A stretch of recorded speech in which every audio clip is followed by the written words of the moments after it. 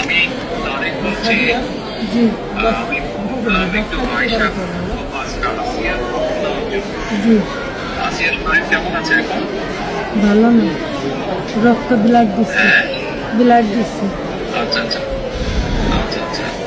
তো আমি আমাদের ওখানে যারা নেতা কর্মী আছে, বিশেষ করে নয়ন আছে ওখানে, ওকে আমি বলেছি। আমাদের লাভরে যারা নেতৃত্ব আছে তাদেরকে আমি বলেছি যে তারা আপনার পাশে থাকবে, তারা আসিয়ার পাশে থাকবে, যাতে আসিয়া ন্যায় বিচার পায়। আসিয়ার সাথে যারা অন্যায় করেছে তারা যাতে শাস্তি পায়। এই জন্য আমাদের অবস্থান থেকে আমরা চেষ্টা করব, যতটুকু সম্ভব আমরা চেষ্টা করব যাতে দেশের আইন অনুযায়ী আপনারা যাতে সঠিক বিচার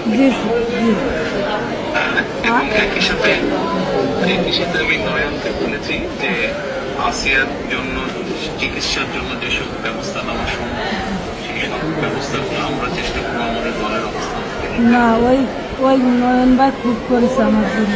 আমার যে খোলাফান আছে ওরা সারা রাত যাবে, আমার জন্য যা লাগে সব দিচ্ছে। আমরা ওনার নির্দেশও করেছি। আপনার কাছে একটু আবদার, আমার ছোট বলি, আপনি যদি দেখতেন ওই বুকগুলো ফেরিগুলো বিক্রি করেছে, তাহলে আপনারই কেন দেখতেন যে ওরা কি জঘন্য খারাপ ব্যবহার করেছে আমার মানুষের। আপনাদের কাছে এইটুকু অনুরোধ যে আমার শাস্তি তো দেবেনি, আর আমার দিকে মরিক্ষিত করেছে ওরা, এইটুকু আপনার কাছে আবদার থাকবে। একটু বিচার দিলাম আমি।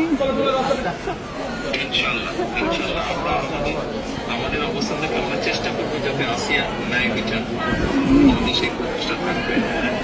আপনি চিন্তা করবেন না, আসিয়ার চিকিৎসার জন্য যা কিছু প্রয়োজন আপনি যদি কিছু মনে করেন আমাদেরকে জানাবেন, ঠিক আছে?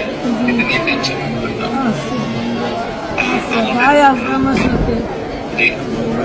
আমাদের লোকজন সবাই নেতারা আপনার পাশে, আসিয়ার পাশে তারা থাকবে। নয়ন ভাই, আপনি নয়ন ভাই আছে, আপনি আছেন, আপনি তো সব দেখতেন, তারপরে আমার দেখতে কি দেয়। আমি তো এই দোয়াই করি যাতে আমার বইটা বই ফেরত আসে।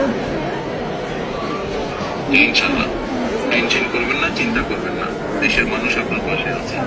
দেখতেছি তো আমি। আচ্ছা আচ্ছা বল। জি, দোয়া করে আর দোয়া করবেন ইনশাল্লাহ, দোয়া করে ভালো থাকেন। জি, আসসালামু আলাইকুম। জি স্যার, আসসালামু আলাইকুম স্যার। আসসালামু আলাইকুম। আসসালামু আলাইকুম। কার সাথে কথা বললেন?